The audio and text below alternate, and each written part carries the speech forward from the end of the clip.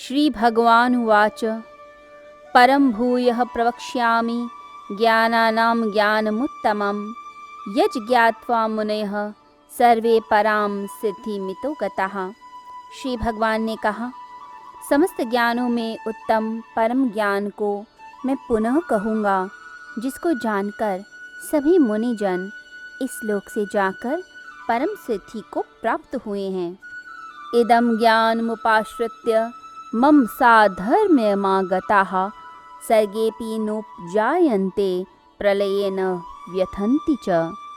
इस ज्ञान का आश्रय लेकर मेरी स्वरूप साधर्म्य को प्राप्त पुरुष सृष्टि के आदि में जन्म नहीं लेते और प्रलय काल में व्याकुल भी नहीं होते हैं। मम योनिर्महद् ब्रह्म तस्मिन् गर्भं दधाम्यहं संभव सर्वभूतानां ततो भवति भारत। हे भारत, मेरी महद ब्रह्म रूप प्रकृति भूतों की योनि है, जिसमें मैं गर्भाधान करता हूँ। इससे समस्त भूतों की उत्पत्ति होती है। क्षेत्र यानी कि जो फील्ड है, जो बाहर का संसार है। क्षेत्रज्ञ जो उसका सेंटर है, जो उसको नचाता है, जिसे हम प्रकृति पुरुष की भी परिभाषा दे सकते हैं, ज्ञाता-ज्ञेय की भी दे सकते हैं, और क्षेत्र क्षेत्रज्ञ या देह और देही की भी दे सकते हैं। अब 14 चैप्टर के अंदर प्रकृति क्या है, कौन से गुण प्रकृति में विराजित हैं, किस तरह के गुणों की चर्चा होती है, वो सब बातें इसमें डिस्कस की गई हैं। साथ ही साथ ये भी बताया गया है कि प्रकृति ही कर्म करती है, सारे कर्तव्य प्रकृति के द्वारा ही होते हैं। ये सब कुछ प्रकृति का ही खेल चल रहा है। अब इसे हम गहराई से समझेंगे अलग अलग तरीके से। संत श्री विनोबा भावे के विचार, श्री तिलक के विचार, श्री अरविंद के विचारों को हम समझने की कोशिश करें कि जो हमारे देश के महान फिलोसफर्स रहे, जो दर्शन शास्त्र में ऊंचाई पे पहुँचे, अपनी ज़िंदगी में सेवा करके ऊंचाई पर पहुँचे, जो संत रहे, ऋषि रहे, मुनि रहे, उन सभी की क्या दृष्टि है इस चैप्टर के बारे में। तो जो 14th चैप्टर है, जिसके अंदर प्रकृति के तत्वों के बारे में बातें की गई हैं, उनके गुणों के बारे में बातें की गई हैं, तो इसमें सबसे पहले हम श्री तिलक के विचारों को लेंगे। श्री तिलक क्या कहते हैं? देखिए, जो 14th चैप्टर है वो सांख्य फिलॉसफी के आधार पर है। कपिल मुनि का जो सांख्य दर्शन है, उसके अंदर भी यह कार्य और कारण इसकी चर्चा की गई है। तो इस चैप्टर में कपिल मुनि के सांख्यवाद का प्रतिपादन किया गया है। तो पहला उनका जो सिद्धांत है वो है सत्य कार्यवाद। सत्य कार्यवाद के अकॉर्डिंग, उसके अनुसार जो गुण, जो चीज़ें कारण में होंगी वही कार्य में भी होंगी। जैसे अगर आपने दही जमाना है तो आपको उसके लिए दूध ही चाहिए, दही कभी पानी से नहीं जम सकता। तो जो कारण में है वही फिर कार्य में भी होगा, यानी उसके बाद वो चीज़ उसमें रिफ्लेक्ट होगी। तो कोई भी चीज़ जो है उसमें उसका गुण होना आवश्यक है। दूसरा सिद्धांत जो बताया जाता है सांख्य फिलॉसफी का, वो है प्रकृति सिद्धांत। यानी ये जो सृष्टि है जिसको हम देख रहे हैं, इतनी प्यारी सी सृष्टि, इतने प्यारे प्यारे फूल, पौधे, पेड़, सब चीज़ें जो हमें दिखाई देती हैं, तो ये जो सृष्टि है ये किसी शून्य से नहीं आई। सृष्टि आई है किसी पदार्थ से, किसी एक तत्व से, एक मूल तत्व से आई है। ये जो नाना तत्व यानी डिफरेंट एलिमेंट्स हमें दिखाई देते हैं, दूसरी चीज़ें जो दिखाई देती हैं, अलग अलग रंग दिखाई देते हैं, ये सब का आधार कोई ना कोई एक मूल तत्व है। उस मूल तत्व से ही चीज़ें आती हैं। अब साइंटिस्ट ने 118 एलिमेंट्स की खोज की है। 118 एलिमेंट्स की जो खोज हुई, उसका जो मूल तत्व बोला गया है सांख्य में, वो एक ही है, यानी एक ही से सब आया और वो कोई शून्य नहीं है।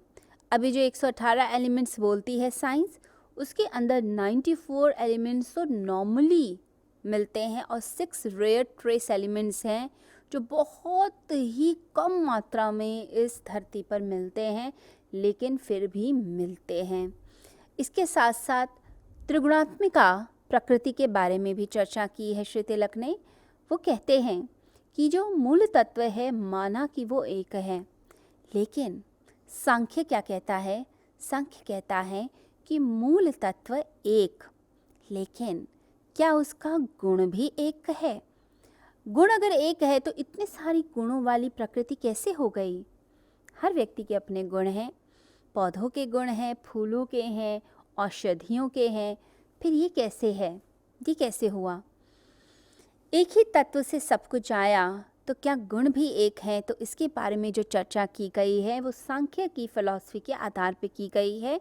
सांख्य सिद्धांत क्या कहता है? सांख्य सिद्धांत कहता है कि एक गुण नहीं, तीन गुण हैं, 3 क्वालिटीज़। अब वो जो 3 गुण हैं जो प्रकृति के अंदर हैं, वो कौन से हैं?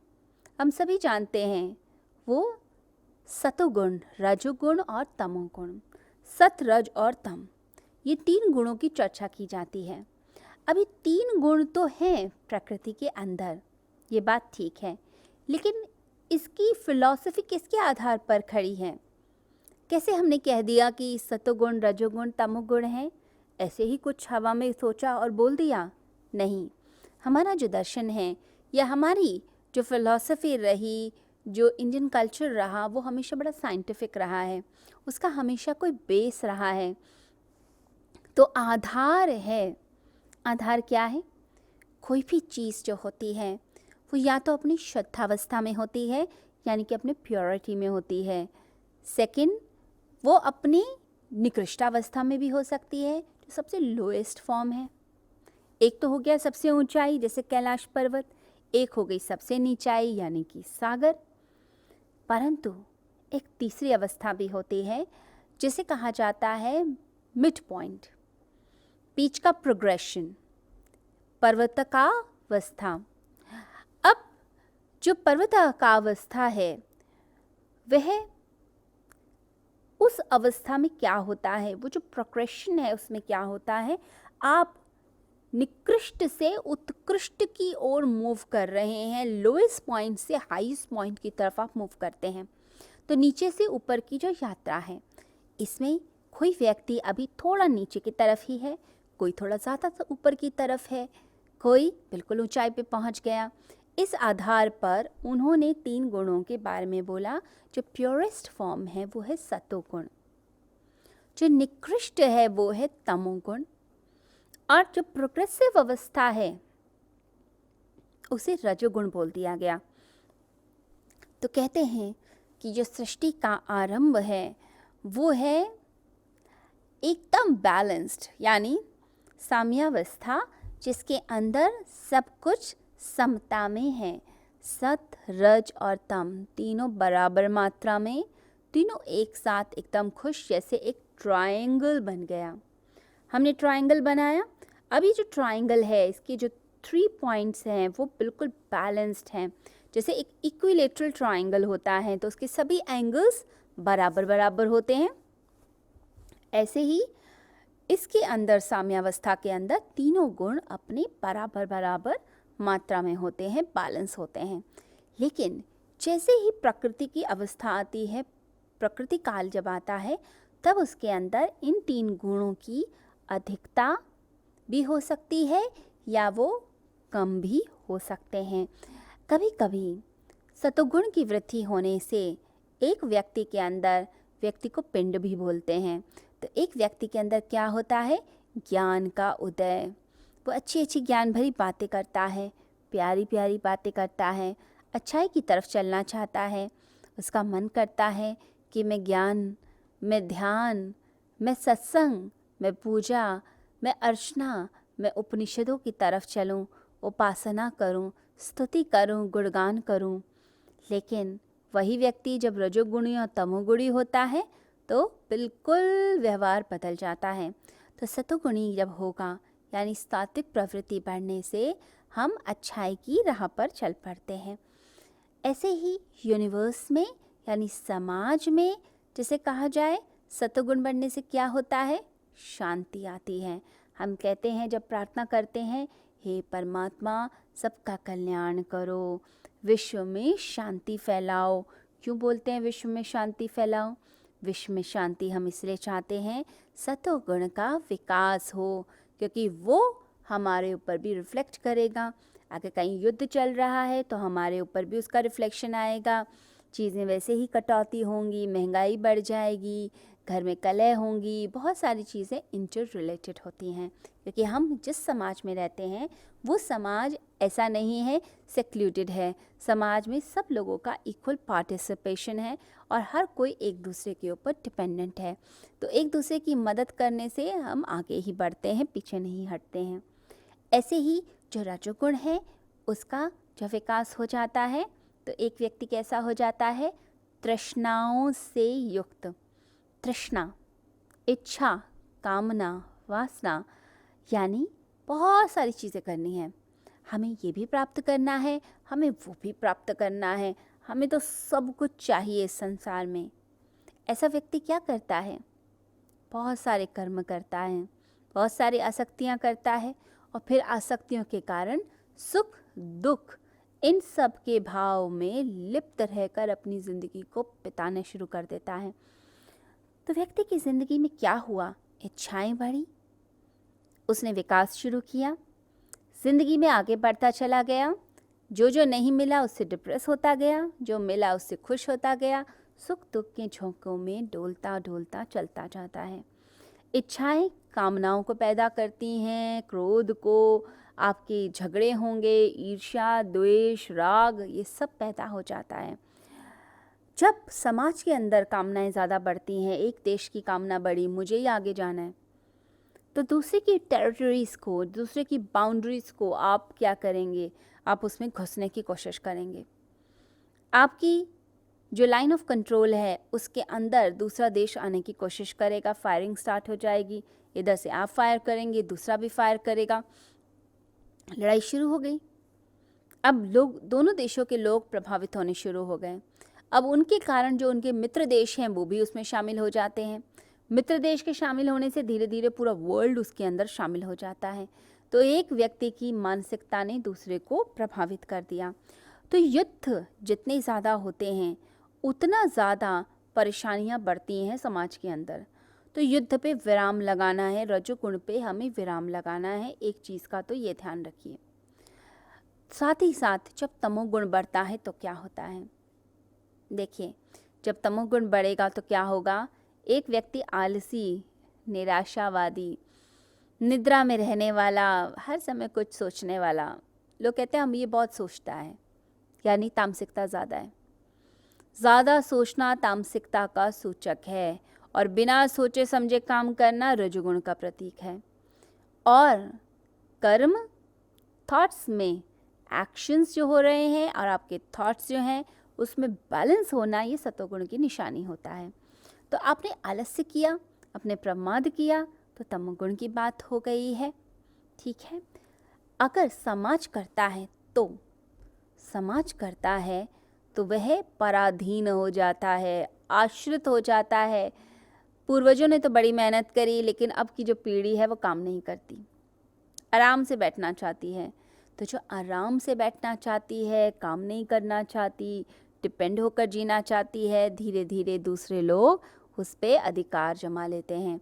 तो स्वतंत्रता समाप्त हुई और दूसरों के पराधीन हो गए। जब दूसरों के हम पराधीन हो गए तो समझिए पशु के समान व्यवहार हो गया। दूसरा अत्याचार करेगा, आप चुपचाप सहते जाएंगे। क्यों? क्योंकि अब आपके अंदर वो मनुष्यता वाली फीलिंग कम हो रही है। अब आप गुलाम हो गए, दूसरे के फंदे में आ गए, वो रस्सी खींच रहा है और आप पशु की भांति चलते चले जा रहे हैं, जैसे बंधुआ मजदूर। तो वो पूरा समाज पशु की तरह व्यवहार करना शुरू करता है, जैसा कितनी बार हो चुका है इस पूरे वर्ल्ड के अंदर। जो कौम थोड़ा ज़्यादा बढ़ती है वो दूसरों को गुलाम बनाना चाहती है। तो एक तमोगुण का विकास हो जाता है पूरे समाज में। श्री तिलक कर्तृत्व के बारे में भी काफ़ी कुछ कहते हैं। उनके अपने ही एक अद्भुत विचार हैं। श्री तिलक के अकॉर्डिंग जो प्रकृति है वही करता है। और जो आत्मा है, जो पुरुष है, वो जो आत्मा है वो भोगता नहीं, वो तो उदासीन है, वो तो साक्षी भाव में है, वो कुछ भी नहीं करता। सृष्टि का मूल क्या है, जड़ाद्वैत या चेतनाद्वैत? तो जड़ाद्वैती कहते हैं कि जड़ है सृष्टि का मूल। जैसे साइंटिस्ट कहते हैं कि सब कुछ पदार्थ ही है, सब कुछ मैटर है, आत्मा तो कुछ है ही नहीं, परमात्मा कुछ है ही नहीं, हम तो सिर्फ प्रकृति को ही मानते हैं, तो वो जड़ाद्वैती हो गए। हमारा जो दर्शन है, जो इंडियन दर्शन है, इंडियन फिलॉसफी है, जो हमारा ओरिजिन है, वो है चेतनाद्वैती। हम कभी नहीं कहते कि सिर्फ जड़ है, हम कहते हैं चेतन है। चेतन तत्व आत्मा की बातें करते हैं। अगर हम कपिल मुनि के सांख्य शास्त्र को देखें तो वो कभी ये नहीं कहेंगे कि सिर्फ जड़ है, वो कहते हैं कि प्रकृति है और परमात्मा है। प्रकृति यानी कि मैटर, और पुरुष यानी कि वो चेतन तत्व। जब तक चेतन तत्व प्रकृति के साथ नहीं जुड़ता तब तक कुछ भी नहीं होता है। यानी दोनों के मिलन से, दोनों के पास आने से ही कोई चीज़ क्रियान्वित होती है। जैसे ज्ञाता और ज्ञेय है, ज्ञेय यानी कि वो सामने जो फूल है, सामने जो पहाड़ है, वस्तु है, और जो ज्ञाता यानी कि जो देखने वाला। ज्ञाता, ज्ञेय, प्रकृति, पुरुष, क्षेत्र, क्षेत्रज्ञ, इस तरह के पृथक्करण किए गए हैं गीता के अंदर। तो क्षेत्र हुआ फील्ड, क्षेत्र हुआ संसार, और क्षेत्रज्ञ उसके बीच की कील। वो कील हटा दीजिए, सब कुछ विनष्ट हो जाता है। वो कील लगा दीजिए, सब कुछ जुड़ जाता है, सब कुछ एक हो जाता है। तो सांख्य ये नहीं कहता कि सिर्फ जड़ है। सांख्य कहता है कि ये जो मन, बुद्धि, अहंकार, शरीर, ये जड़ है, लेकिन अंदर की चेतना जड़ नहीं है। चेतना कभी भी जड़ से नहीं आती, चेतना है, उसका अस्तित्व है। तो ये जो बोला जाता है कि सिर्फ जड़ ही है, इस जड़ को नकार दिया जाता है। हाँ, यहाँ ये कहा जाता है कि सब कुछ जो गुण हैं वो प्रकृति के हैं। हमारा मन, हमारी बुद्धि, प्राण, शरीर, सब कुछ जड़। इस जड़ के कारण हम ये कहते हैं जो 3 गुण प्रकृति के भासते हैं उसमें, उसके कारण ये कहा जाता है प्रकृति ही करता है, आत्मा भोगता नहीं है, अकर्ता। और इसी साक्षी भाव में जो सिद्ध हो गया वही स्थित प्रज्ञ है, वही मुनि है, वही कूटस्थ है, वही व्यक्ति गुणातीत माना गया है, ज्ञानी माना गया है। तो होता क्या है, प्रकृति का कर्तृत्व कैसे स्टार्ट हो जाता है, जब आपकी अचेतन प्रकृति और सचेतन पुरुष, अचेतन प्रकृति यानी अनकॉन्शियस नेचर, और सचेतन पुरुष यानी कि जो कॉन्शियस है, जो चेतना है, कॉन्शियसनेस, वो जब दोनों मिलती हैं, जब दोनों का मिलन होता है, तब उस संघात चेतना से जो जीव उत्पन्न होता है, उसी से कर्तृत्व की स्टार्टिंग हुई। वो कैसे हुई? कहते ये हैं कि जो पुरुष है यानी कि जो आत्मा है, वह आत्मा, वो आत्म तत्व अंदर और प्रकृति बाहर, उसके आसपास होती है। जैसे एक सर्कल बना है, एक राउंड बना दिया, सर्कल बना दिया, उसके सेंटर में वह आत्मा रहती है। आत्मा सेंटर में दृष्टा है, जानने वाला है, भोगता बिल्कुल नहीं है, वो सिर्फ देखता है साक्षी भाव से। प्रकृति अपने गुणों को फैलाते हुए अपना नृत्य करती रहती है, और वह जो आत्मा है उस नृत्य में मोह में फंस जाती है। उसे देखते देखते, कई बार ऐसा होता है हम भी देखते देखते दूसरों की बातों में आ जाते हैं। तो प्रकृति का जो नृत्य हो रहा है, उस नृत्य को वह पुरुष यानी कि वह आत्मा देखता रहता है, और उसके मोह में आकर, मोह कैसा, जैसे धागे निकलते हैं, भावनाओं के ऐसे धागे, तरंगे निकलती हुई उस वस्तु को पकड़ लेती हैं। जैसे अपने मकान से हम अटैच हो जाते हैं, अपने वस्त्रों से हो जाते हैं, चीज़ों से हो जाते हैं, तो ऐसे ही वह जो पुरुष है वो प्रकृति के मोह में आकर प्रकृति के साथ संपर्क स्थापित कर लेता है, और प्रकृति के कर्मों को अपना कर्म समझने लगता है। ये एक अद्भुत घटना हो जाती है। जो चीज़ हमें लगता है कि हो नहीं सकती, वही प्रकृति में हो रही है, यही आश्चर्य है। तो जो पुरुष है यानी कि जो आत्मा है, वो भोक्ता नहीं वो दृष्टा वो उदासीन। फिर ये सृष्टि इन दोनों की संयोग से कार्य आरंभ कैसे करती है, ये अब समझें हम। जैसे लोहे के कण फैले हुए होते हैं, उनके पास एक मैग्नेट रख दीजिए बड़ी पावरफुल। अब मैग्नेट के संपर्क में आकर जो लोहे के कण हैं वो भी चार्ज्ड हो जाते हैं, उनमें भी मैग्नेट की क्वालिटीज़ आ जाती हैं। अब मैग्नेट की जो क्वालिटीज़ आ गई उनके अंदर भी, तो वह वैसा ही बिहेव करने लगते हैं। ऐसे ही चेतना जब संपर्क में आती है प्रकृति के, तो प्रकृति जो त्रिगुणात्मिका है, 3 गुणों वाली है, वो 3 गुणों वाली जो प्रकृति है वो फैलने लगती है, वो अपना विकास करना आरंभ कर देती है, वो फैलती चली जाती है। जब वो प्रकृति फैलती चली जाती है तो हम ये कह सकते हैं कि सृष्टि आरंभ हो जाती है पुरुष के सामने। सांख्य और गीता में जो मतभेद है, अब हम उसको भी जानने की कोशिश करेंगे, जो श्री तिलक के विचार हैं। देखिए, 7th चैप्टर से हमने एक नए ढंग से चीज़ को समझा। 7th चैप्टर के अंदर जो ज्ञान विज्ञान योग है, उसमें हमने ये समझा था कि अपरा प्रकृति और परा प्रकृति 2 चीज़ें होती हैं। तो ब्रह्म की 2 प्रकृतियां हुई, यानी कि अपरा और परा। अपरा यानी कि निम्न प्रकृति, परा यानी कि उच्च प्रकृति। अब निम्न प्रकृति से मनुष्य को जाना है उच्च में यानी परा में, ये गीता बोलती है। सांख्य क्या कहता है? सांख्य कहता है एक है प्रकृति, एक है पुरुष। पुरुष क्यों बोलते हैं आत्मा को? क्योंकि वो एक पुरी यानी एक नगर में रहता है। नगर कैसा? ये शरीर का नगर। ये शरीर सिर्फ एक सेल से ही नहीं, बहुत सारे सेल्स के जमावड़े से बना है। बहुत सारे सेल्स जुड़ते हैं, एक पूरी नगरी बसती है। वो जो पूरी नगरी का राजा है वो आत्मा है, इसीलिए उसे पुरुष कह दिया जाता है। और प्रकृति जो 3 गुणों से बनी हुई, जो सारे संसार की रचना करती है, जो कृति से भी पहले है, जो प्री क्रिएशन है, वो प्रकृति है। तो प्रकृति और पुरुष 2 चीज़ों की बातें सांख्य करता है। तो सांख्य ये कहता है कि आपने पृथक्करण करना है, यानी आपने अलग कर देना है, उन्हें आइसोलेट करना है। अभी क्या है? दोनों चीज़ें एक साथ जुड़ी हैं, प्रकृति और पुरुष दोनों जुड़ गए इच्छाओं और वासनाओं के कारण। जैसे ही ये हटती हैं तो क्या होता है? पृथक्करण, यानी प्रकृति अलग, पुरुष अलग।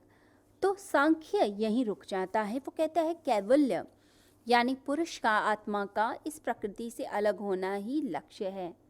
तो लोग समाधि को भी कैवल्य कह देते हैं, ये तो कैवल्य को उपलब्ध हो गए। कैवल्य यानी कि अकेलापन, अलग हो जाना। अब एकांत में आ गए, अलग हो गए, तो वो जो पुरुष है वो प्रकृति से अलग होकर अलग थलग बैठ गया। सांख्य यहीं समाप्त हो जाता है। सांख्य कहता है बस ये भेद को समझ लो और अलग हो जाओ। गीता यहाँ कभी नहीं रुकती। गीता कुछ और बातें करती है। गीता कहती है कि हाँ, भेद समझना ज़रूरी है। क्षेत्र क्षेत्रज्ञ का भेद समझिए, पुरुष प्रकृति का भेद समझिए। पृथक्करण भी बहुत ज़रूरी है, अलग करना। यानी कि जैसे एक एटम होता है, उसका एक न्यूक्लियस है और बाकी इलेक्ट्रॉन है, तो आपने उसको अलग कर दिया, स्प्लिट कर दिया।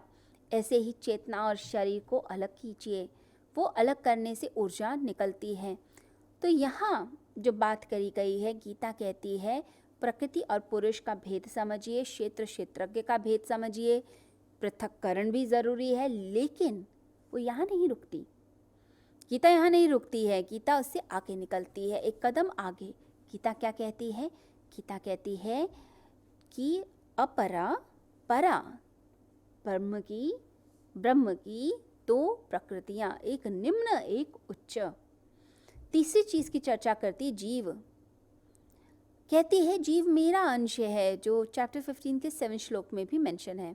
जीव मेरा अंश है, मुझसे अलग नहीं है, मेरा ही अंश है। अपरा प्रकृति ब्रह्म की निम्न प्रकृति, परा प्रकृति उच्च प्रकृति, जीव उसका अंश। तो क्या करना है, जब पृथक्करण हुआ, जब अलग हुए, अलग होने के बाद फिर होता है आरोहण। यानी आप प्रकृति से अलग होने के बाद वो पुरुष अब अपना आरोहण ऊर्ध्वगामी विकास करता है और परा प्रकृति से जुड़ जाता है। जैसे ही परा से जुड़ा, परमात्मा की उच्च प्रकृति परमात्मा से जुड़ा, उस जीव का एक अलग स्तर यानी गुणातीत बन गया, साधर्म्य को उपलब्ध हो गया, यानी परमात्मा से जुड़ गया। वो परमात्मा से जुड़ना जरूरी है, उसी को गुणातीत अवस्था, कूटस्थ भी कहा जाता है। ऐसा श्री तिलक के विचार हैं। संत श्री विनोबा भावे जो इस चैप्टर 14 के बारे में कहते हैं, वो अपने आप में ही बड़ा ही अद्भुत है। संत श्री विनोबा भावे कहते हैं कि आत्मा का ऊर्ध्वगामी विकास होता है।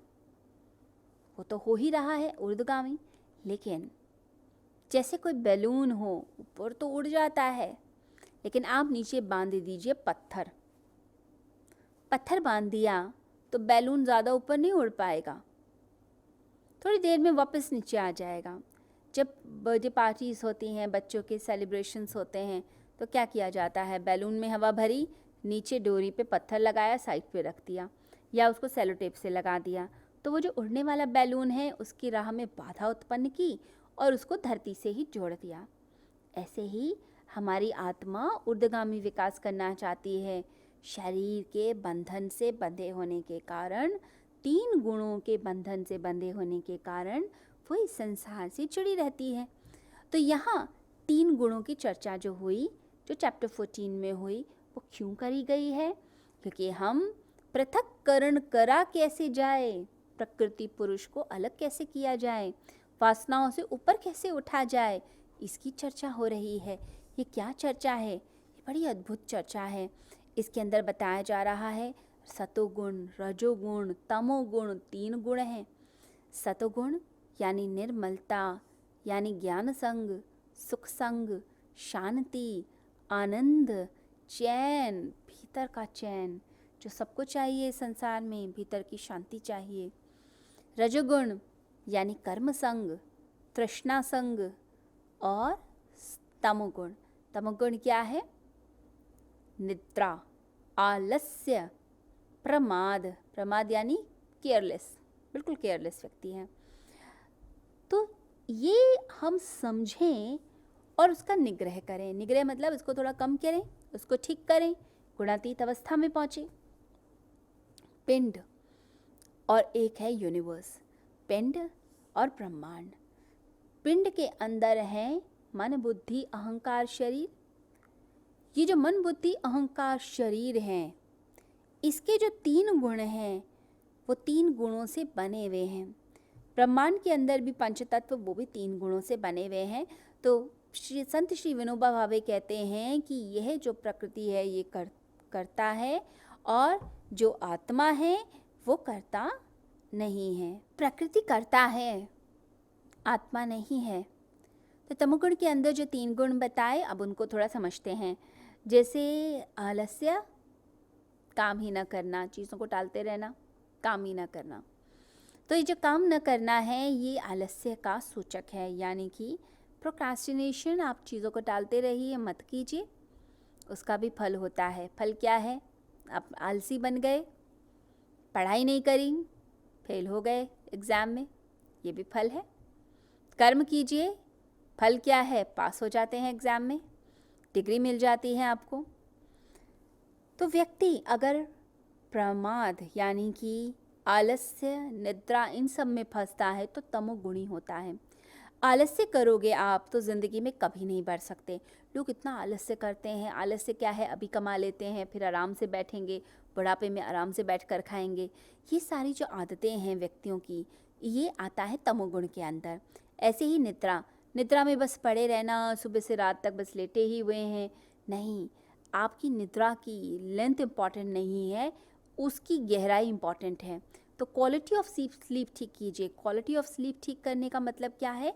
क्वालिटी ऑफ स्लीप ठीक करने का अर्थ होता है कि हमारी नींद गहरी हो, टेंशन फ्री हो, सपने ना आए, बेचैनी ना आए, विचार खराब ना हो, गहरी एकदम अच्छी मस्त नींद वो लेने की कोशिश करें, चाहे वो 5 घंटे में पूरी हो, 6 घंटे में पूरी हो। तो आपकी नींद की क्वालिटी अच्छी हो, ना कि आप लेटे तो हुए हैं लेकिन नींद आती भी लेट है, उठने का भी मन नहीं करता, अजीब सी कैओटिक सी सिचुएशन है। ऐसा नहीं होना चाहिए। अगर ऐसा है तो तमोगुण का विकास होता है। प्रमाद यानी केयरलेसनेस, काम ही नहीं करते, जो पढ़ा है, जो फाइल सामने आ गई कर दी, जो नहीं आई भूल गए। 10 बार कोई बात बताई जा रही है फिर भी आप नहीं करते हैं, कोई काम नहीं करते हैं, करना ही नहीं चाहते हैं, बिल्कुल केयरलेस हैं। जो हो गया, जो बॉस ने पकड़ लिया तो कर दिया, नहीं किया, नहीं पकड़ पाया बॉस तो फाइल उठा के कोने में फेंक दी। बहुत से लोगों की ऐसी आदत है।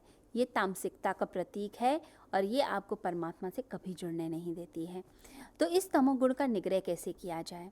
इसका निग्रह करने का एक उपाय है, इसको समाप्त करने का एक उपाय है, मैनेज करने का उपाय है। एक तो पहली बात है, मेहनती बनिए, मेहनत करना सीखिए, अपने काम को ढंग से करने की कोशिश। तो जो लोग मेहनती होते हैं वो लोग कर जाते हैं। दूसरी बात, होश बना के रखिए ज़िंदगी में, बेहोशी में काम मत कीजिए। कुछ भी कर रहे हैं, कैसा भी थॉट प्रोसेस हो रहा है, आप करने लग गए, किसी के साथ भी बतियाने लग गए, किसी के साथ भी कुछ बोलने लगे, अपने घर की भी चर्चा करने लग गए, कुछ भी आप करे जा रहे हैं, दैट मीन्स ये तामसिकता है। इसको ठीक करना, होश में आइए। दूसरी बात है, मेहनत कीजिए, मेहनत करने से तमोगुण ठीक होता है। अब रजोगुण की चर्चा करते हैं। रजोगुण के अंदर आता है तृष्णा, संग और कर्म आसक्ति।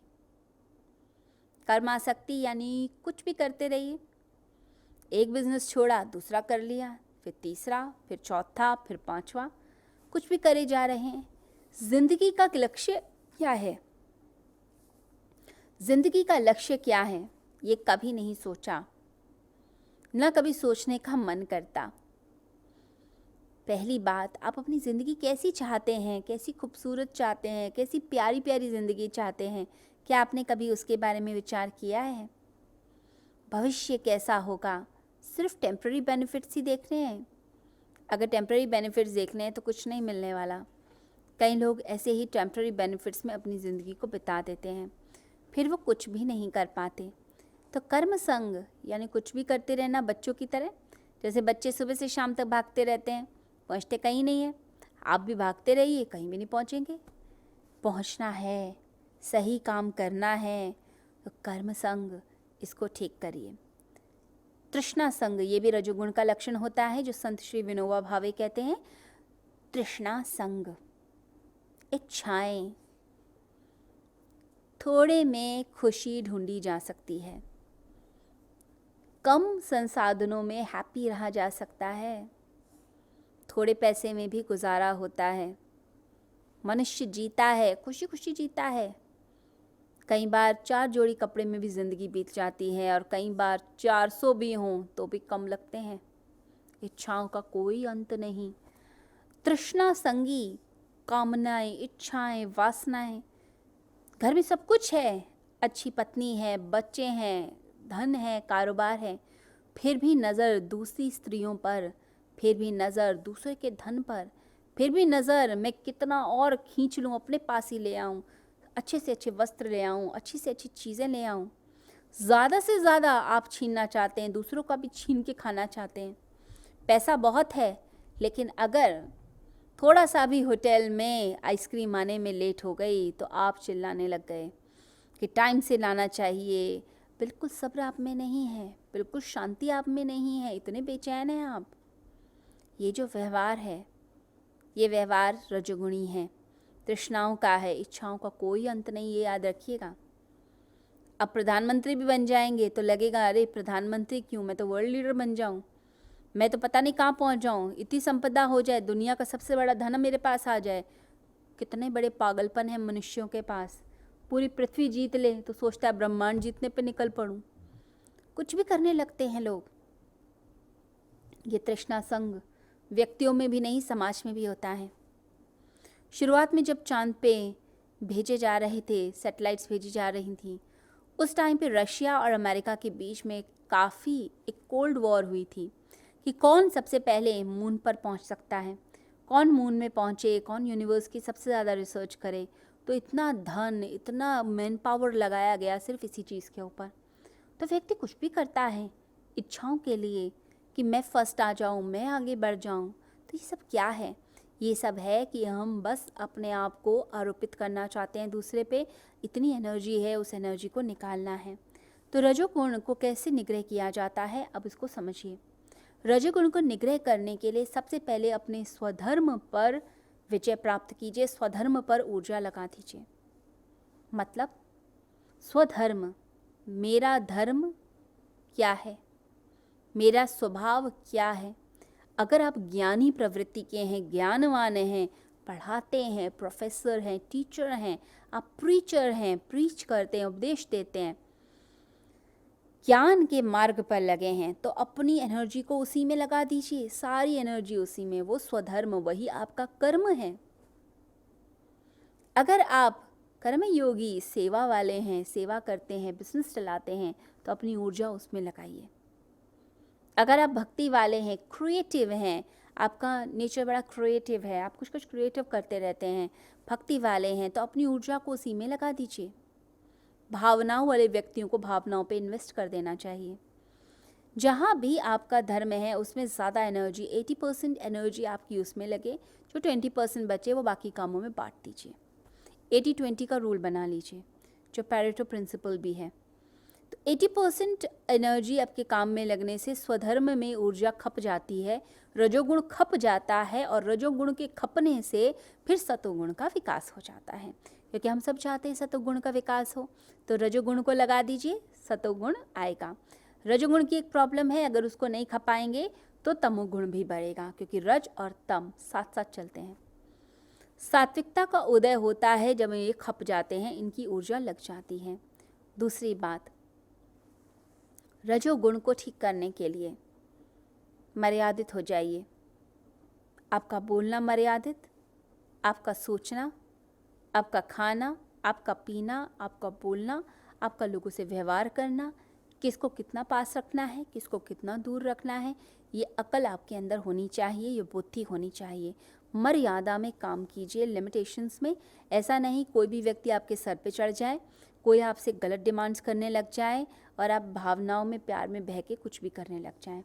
इसको नियंत्रित कर लीजिए। मर्यादित व्यक्ति ही शोभायमान होता है, उसी की इज्जत की जाती है, उसी के लिए कुछ किया जाता है। तो आपने एक ऐसा व्यक्ति बनना है जिसकी समाज इज्जत करे। तो 3 चीज़ें हमने समझी आज, तमो, रजो और सतो। सतोगुण में क्या है? निर्मलता, उसमें है शांति, उसमें है ज्ञान संग, उसमें है आपके मन की शांति। तो 3 तरह की इच्छाएं हैं व्यक्तियों की। एक होती है सात्विक, एक तामसिक, एक राजसिक। तामसिकता के अंदर मलिनता है, मलिनता, काला धुआं, और राजसिकता के अंदर थोड़ी मलिनता, थोड़ी शुद्धता। सतोगुण के अंदर पूरी शुद्धता है। परंतु कई बार व्यक्ति ये सोच लेता है कि ही ऐसा तो नहीं कि तामसिकता और राजसिकता को छोड़कर हम सीधे सात्विकता की तरफ चल पड़ें। सात्विकता हाँ ज़रूरी है, पहले तो सात्विक ही होना पड़ेगा आपको। एकदम से तो तामसिकता से आप गुणातीत अवस्था में नहीं आ सकते, लेकिन आपको पहले सात्विक होना पड़ता है। सात्विकता उपादेय नहीं है, सॉल्यूशन नहीं है, हाँ पहुँचना ज़रूरी है। क्यों नहीं सात्विकता हमारा लक्ष्य, पूर्ण लक्ष्य? पड़ाव हो सकता है, लक्ष्य नहीं। पड़ाव है, क्योंकि अगर सात्विकता में ही अटक गए तो सात्विकता अहंकार दे देगी। मुझे अमृत प्रसाद मिला, आत्म प्रसाद, ये आत्म प्रसाद से अहंकार आता है। सात्विक अहंकार, मुझे समाज सुधारना है। जैसे भगवान बुद्ध के पास एक व्यक्ति आया कि मुझे ज्ञान दीजिए क्योंकि मुझे संसार का भला करना है, संसार को सुधारना है। तो भगवान बुद्ध बोले तो पहले अपने आप को तो सुधार ले, अपने को तो जान ले। तू तो अपने को ही नहीं जानता, तूने अपना उद्धार क्या किया जो तू समाज का उद्धार करने जा रहा है। परंतु व्यक्ति माना नहीं, समाज बड़ी पीड़ा में है, मुझे समाज का उद्धार करना है। तब भगवान बुद्ध ने अपने शिष्यों से कहा कि ये सात्विक अहंकारी है। जब सात्विक अहंकार बढ़ जाता है तो ईगो बढ़ता है, यानी कि आप दुनिया का भला करने लगते हैं, अपने आप को उस कैद से नहीं निकाल रहे। सात्विकता की भी कैद होती है, जैसे राजसिकता की होती है, तामसिकता की, ऐसे ही सात्विकता की भी कैद होती है। तो आप ये कैद में, कारागृह में फंसते चले जा रहे हैं और आप अपने आप को सोचते हैं कि मैं तो सतोगुणी। फिर शुभ कर्म की आसक्ति, सारे अच्छे अच्छे काम करने हैं, बुरे कर्मों से नफरत। ये चीज़ क्या करेगी? सुख और दुख को पैदा करती है। तो क्या किया जाए कि हम सात्विक अहंकारी न रहें? 2 चीज़ें कर सकते हैं।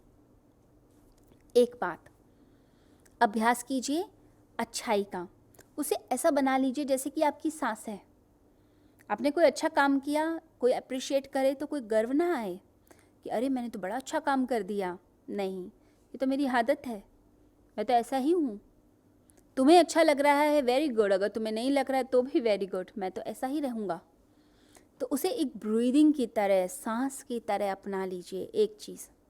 दूसरी बात आप क्या कर सकते हैं, जो संत श्री विनोबा भावे कहते हैं, कर्म फल की आसक्ति का त्याग, ईश्वरार्पण बुद्धि, जो राजगुह्य योग भी है, जो हमने पढ़ा है, राजयोग, जिसमें मैंने बताया था कि आप फल का त्याग कर दीजिए, फल की आसक्ति का त्याग कीजिए। फल फैले हुए हैं सारी तरफ। ऐसे इमेजिन कीजिए जैसे एक पेड़ के नीचे परमात्मा बैठे हैं और आप आसपास सारे फलों को देख रहे हैं जो फल फैले हैं। आपने एक फल उठाया और उठाकर खुद नहीं खाया, उस फल को उठाकर आपने परमात्मा के चरणों में चढ़ा दिया। हर फल आप ऐसे ही चढ़ाते चले जा रहे हैं। इसे बोलते हैं ईश्वरार्पण बुद्धि। इससे सतोगुण का नाश होता है, यानी गुणातीत अवस्था में पहुंचते हैं। क्योंकि गीता एक चीज़ बोलती है कि आपका लक्ष्य सिर्फ यही नहीं कि आप सतोगुण बढ़ाएं। आपका लक्ष्य है ये जो ट्रायंगल बना है सत, रज और तम का, इस ट्रायंगल का मध्य बिंदु जो इस ट्रायंगल के सेंटर में है, आप वहाँ कूद जाइए, जिसे गुणातीत अवस्था कहते हैं, जिससे हम साधर्म्य को उपलब्ध होते हैं और हम परमात्मा के निकट कूटस्थ अवस्था में आते हैं। संत श्री अरविंद का कुछ अलग तरीके के विचार हैं, उसको भी अब हम समझें। वो कहते हैं कि जो आत्मा है उसको परमात्मा से मिलना है। प्रकृति पुरुष से अलग हो, पुरुष अलग हो जाए, उसके लिए ज़रूरी है कि 3 गुणों को हम उससे अतीत हों। 21वें श्लोक के अंदर गुणातीत क्या है इसके बारे में प्रश्न किया गया है और 25वें श्लोक के अंदर गुणातीत के बारे में थोड़ा सा बताया गया है कि गुणातीत होना है। तो आत्मा परमात्मा से मिले, इसके लिए 3 गुणों को समझना बड़ी ज़रूरी बात है। 3 गुणों को समझते हुए गुणातीत अवस्था तक पहुंचना, और यही हमारा लक्ष्य है। अब गुणातीत अवस्था क्या है इसको हम थोड़ा समझें। जैसे हमने देखा कि अपरा और परा प्रकृति है, जैसे श्री अरविंद बोलते आए हैं कि गीता अपरा प्रकृति और परा प्रकृति की बात करती है। अपरा जो निम्न प्रकृति और परा जो उच्च प्रकृति है परमात्मा की। जीव जो है, जीव जो परमात्मा का अंश है, जीव जुड़ा हुआ है अपरा प्रकृति से, उसके बंधन से फंसा हुआ है।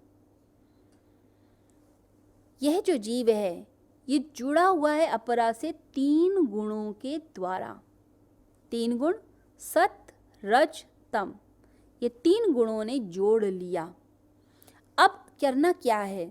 अपरा प्रकृति से पीछा छुड़ाना है, यानी कि बंधनों को काटना है। काटते जाएंगे बंधनों को, रस्सियां टूटती चली जाएंगी। हम अपरा प्रकृति से मुक्त हो गए। जैसे ही अपरा प्रकृति से मुक्त होते हैं हम जुड़ते हैं परा प्रकृति, उच्च प्रकृति से। ये जो उच्च प्रकृति से जुड़ना है इसी को गुणातीत अवस्था कहा गया, इसी को साधर्म्य कहा गया, और जीव की इसी अवस्था को कूटस्थ कहा गया, जो हमने सांख्य योग के अंदर पढ़ा था। तो जो कूटस्थ अवस्था, जिसे ध्यान योग में यानी आत्मसंयम योग में भी बताया गया कि योगी को कूटस्थ होना है। जैसे निहाई होती है जिसके ऊपर तरह तरह की लोहे की चीज़ें बनती हैं, तो एक बेस होता है, फाउंडेशन है जो बड़ी स्ट्रांग होती है, उस पर तलवारें बनती हैं, उसके ऊपर लोहे की चाहे चूड़ियाँ आप बना लीजिए, लोहे के बर्तन बना लीजिए, लोटे बना लीजिए, थाली बना लीजिए, कुछ भी बना लीजिए लोहे का। तो वो निहाई जो है, वो जो बेस है, फाउंडेशन है, वो इतनी स्ट्रांग होती है कि उसके ऊपर तरह तरह के रूप बनते रहते हैं। ऐसे ही नाम और रूप जो उपनिषदों में वर्ड यूज़ किया गया है, ये नाम और रूप जो संसार है वो पैदा होता रहता है एक एक बेस के ऊपर। वो बेस परमात्मा है। तो जीव जब गुणातीत होता है तो कुटस्थ अवस्था को प्राप्त हो जाता है। यहाँ साधर्म्य शब्द का प्रयोग किया गया है। तो साधर्म्य परम सिद्धि और आत्मा के बारे में बताया गया है कि हम आत्मा परमात्मा के भेद को समझ पाएं। तो देखिए, पहली बात है साधर्म्य। ये इसके बारे में श्री अरविंद ये कहते हैं कि ये जो जीव है, ये जो हमारा शरीर है, इसमें जीवात्मा है और उसके साथ ब्रह्म है। जीवात्मा 3 गुणों से जुड़ा हुआ, अपरा प्रकृति से जुड़ा हुआ है। ये परमात्मा से जुड़ नहीं पा रहा, इसे साधर्म्य को उपलब्ध नहीं हो रहा। साधर्म्य यानी परमात्मा के जो धर्म है, उनके जो गुण हैं, वही उस जीव के अंदर नहीं आ पा रहे हैं। क्यों नहीं आ पा रहे? क्योंकि हम अपरा से जुड़े हैं।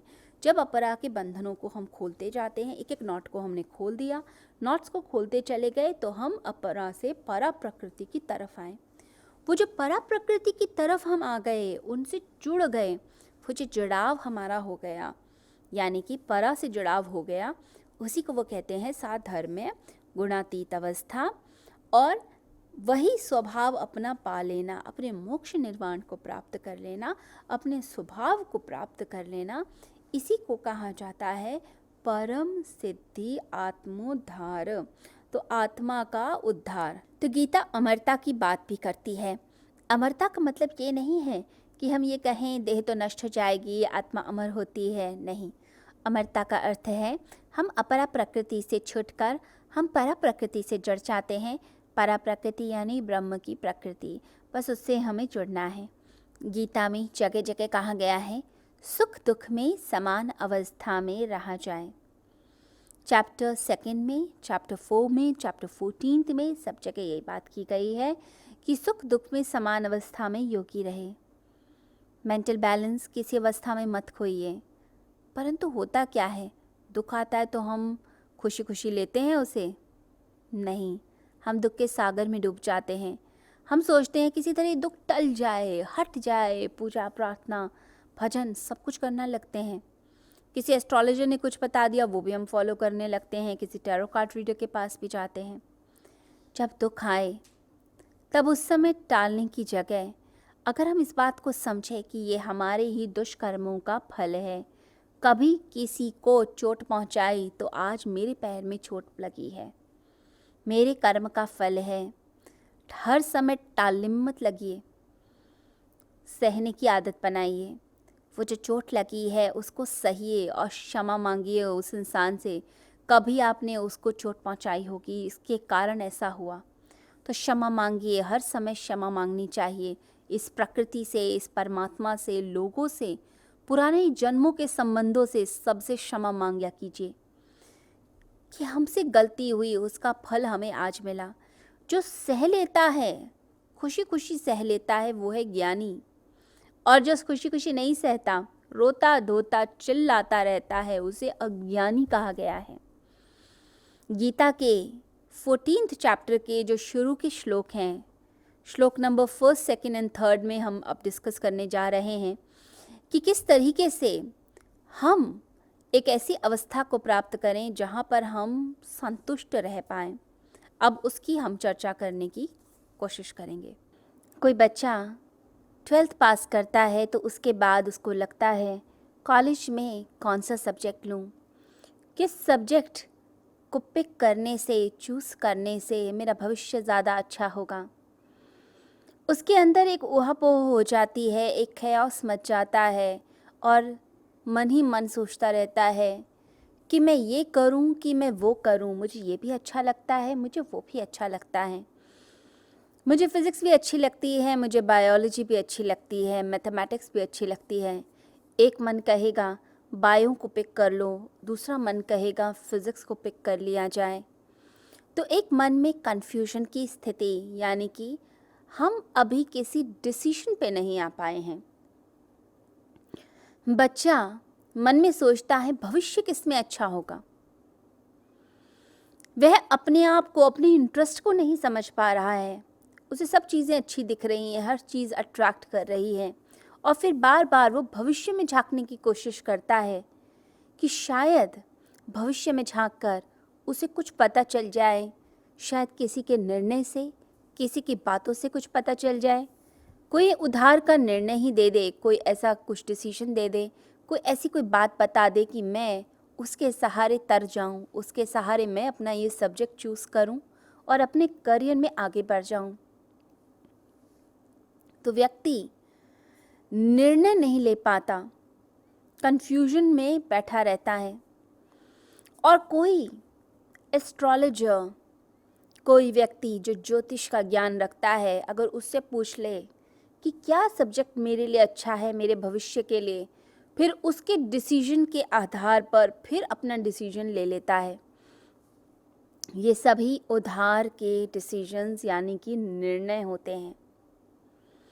मनुष्य जब तक किसी निर्णय पे नहीं पहुंचेगा, तब तक ये समझ लीजिए, तब तक वो ज़िंदगी में आगे भी नहीं बढ़ पाएगा।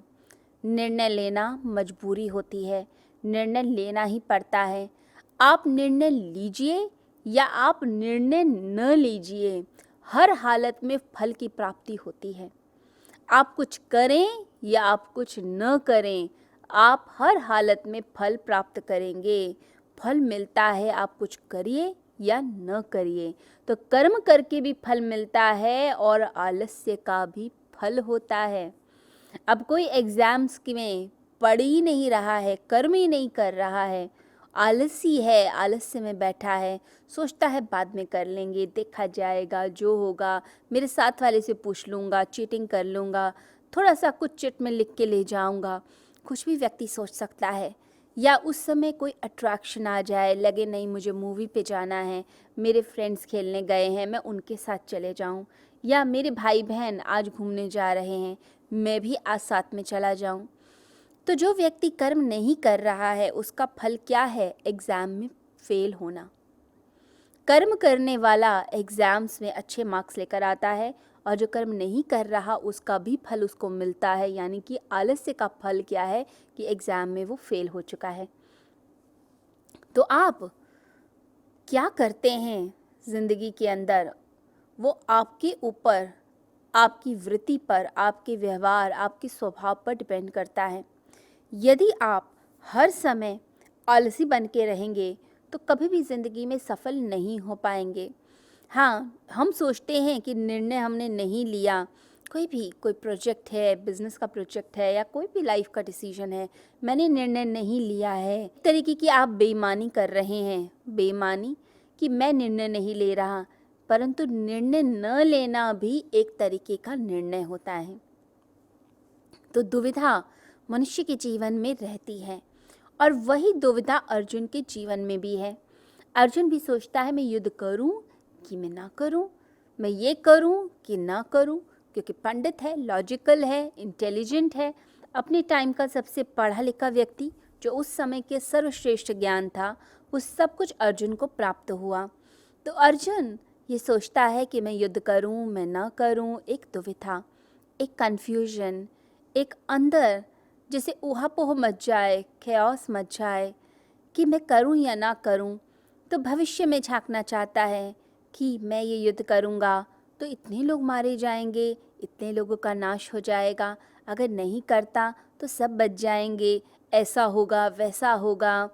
बहुत सारे मन में परम्यूटेशन कॉम्बिनेशंस बनते रहते हैं, बहुत सारे मन में उसकी रिफ्लेक्शंस आती रहती हैं, संसार की चीज़ों की, कुछ ना कुछ सोच रहा है बैठा।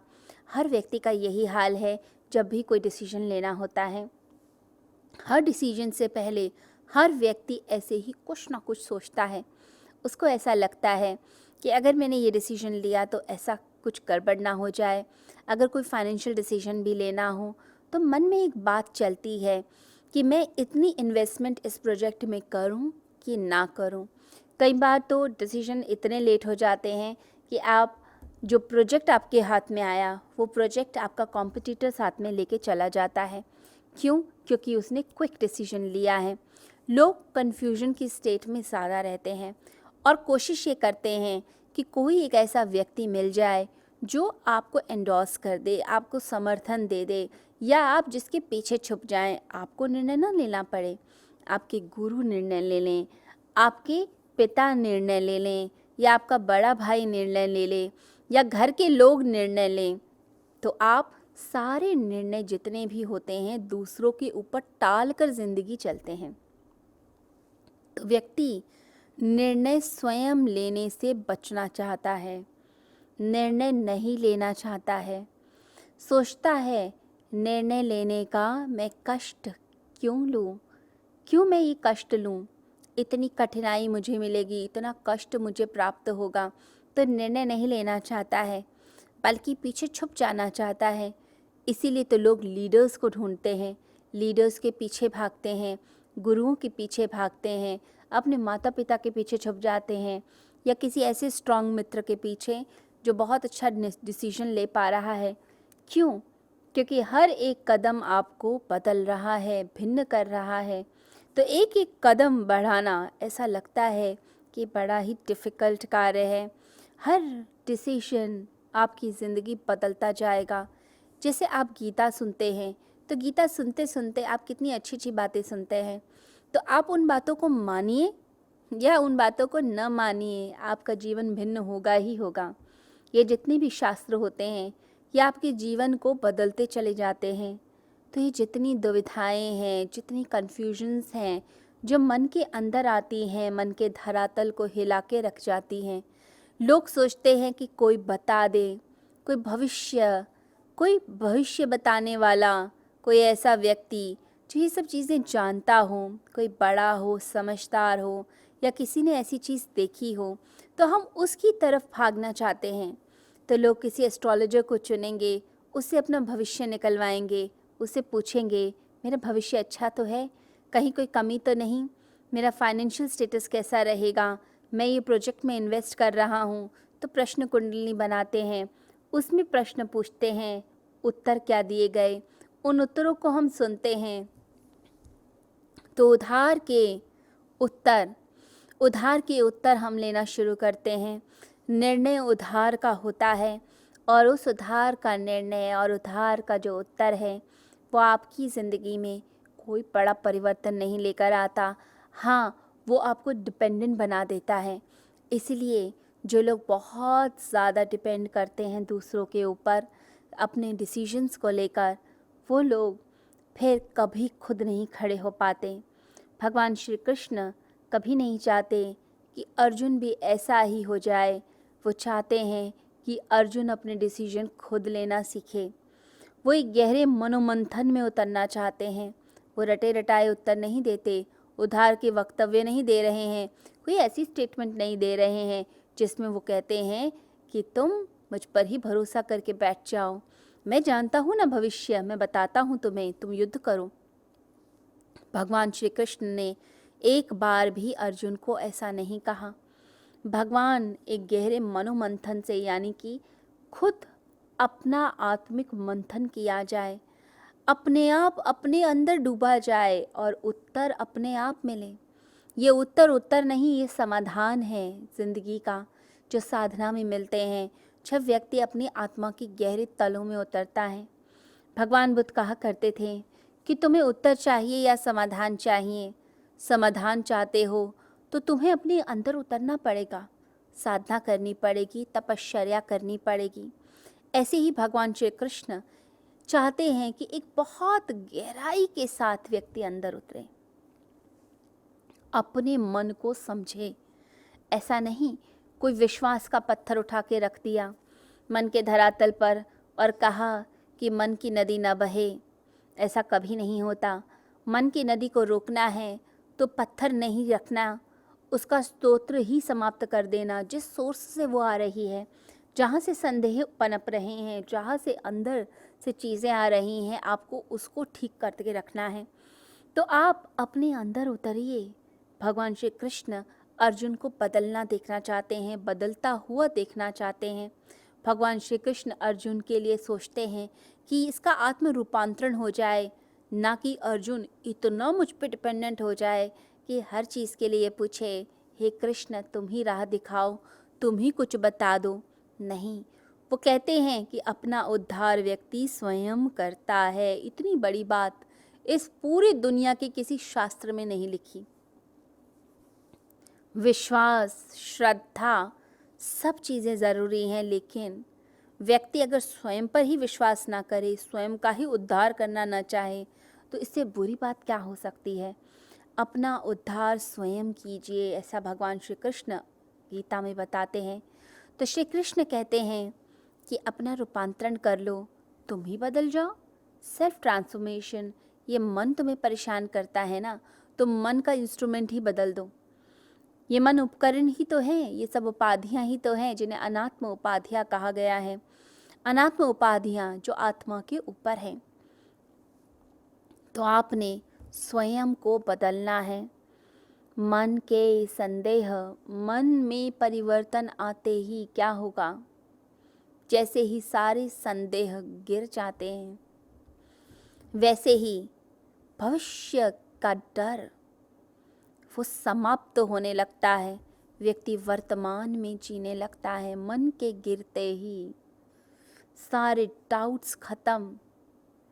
अकर्ता भाव, मैं नहीं करता, वो मेरा कृष्ण करता है, मेरा परमात्मा करता है, मैं तो सिर्फ एक उपकरण हूँ। तो कर्म सहज रूप से होने लगते हैं। सहज कर्म, अच्छे कर्म, कैलकुलेटिव नहीं, मैथमेटिकल नहीं। ऐसा नहीं कि आप मुस्कुरा रहे हैं, क्यों? क्योंकि सामने वाले व्यक्ति से फ़ायदा मिलना है आपको।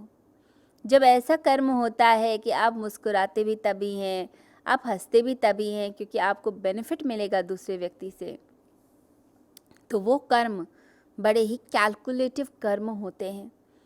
सहज कर्म क्या हुआ? सहज कर्म का अर्थ हुआ कि हम कर्म कर रहे हैं प्रकृति परमात्मा की इच्छा से। हम किसी व्यक्ति से बात कर रहे हैं क्योंकि हमारा हृदय कह रहा है, हमारा दिल मिल रहा है, इसलिए नहीं कि वह व्यक्ति बड़ा ही पैसे वाला है, या उससे मुझे बिजनेस प्रोजेक्ट मिलने वाला है, या मेरी प्रमोशन हो जाएगी इसलिए मुझे उसके साथ अच्छे से पेश आना ही पड़ेगा। ये जो मजबूरी में कर्म करना है, ऐसे कैलकुलेटिव लोग, धन के लोभी, सकाम कर्मी, अहंकार और स्वार्थ के पीछे भागने वाले, उसके वश में रह के कर्म करने वाले कहीं भी नहीं जाते हैं। निष्काम कर्मी को सब कुछ मिलता है और सकाम कर्मी से सब कुछ छीन लिया जाता है। व्यक्ति सकाम कर्म के पीछे भाग रहा है, बल्कि भागना निष्काम कर्म के पीछे चाहिए। हम कर्म करें, फल की इच्छा न करें, बस उपकरण बन जाए प्रभु का। वो प्रभु ही तो है जो सब करने वाला है। हम बस क्या हैं, हम तो निमित्त हैं। जब ऐसा भाव आता है, यानी मैं का भाव हट गया, पूरी तरह से मैं हट गई, तो भीतर क्या होता है? जब मैं हट गई तो कर्ता भाव भी विदा हो गया, और कर्ता भाव की विदा होते ही चिंताएं भी दूर हो गईं। अब कोई चिंता नहीं है। क्या चिंता हमें, जब हम कुछ कर ही नहीं रहे?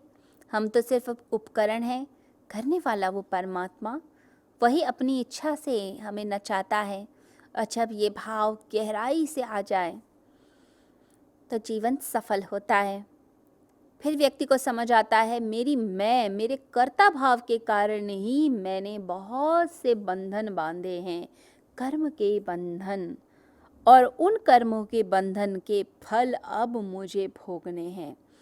दुख मिले या सुख, फिर समान भाव से भोगना पड़ेगा। आगे के कर्म बंधन ना बने तो इसके लिए ईश्वरार्पण बुद्धि, यानी ईश्वर को अर्पित बुद्धि, जो फल मिलता है परमात्मा को दे देना है। और कर्म में यही भाव बनाना है कि जो करवाता है वो परमात्मा करा रहा है। परंतु इसमें कोई चालाकी नहीं। हम अपना कांटेक्ट विषयों से बना लें और फिर कहें परमात्मा कर रहा है, ऐसा नहीं। विषयों को भोगने वाली बुद्धि नहीं, परमात्मा का प्रेम पाने वाली बुद्धि, ऐसी बुद्धि की तरफ हमें चलना है। तो यहाँ बात हो रही है कि व्यक्ति जो मैं के भाव से कर्म करता है वो दुखी रहता है। भगवान श्री कृष्ण अर्जुन को निश्चिंत करना चाहते हैं। अब निश्चिंत हम भी होना चाहते हैं, लेकिन निश्चिंत क्यों नहीं हो पा रहे हैं?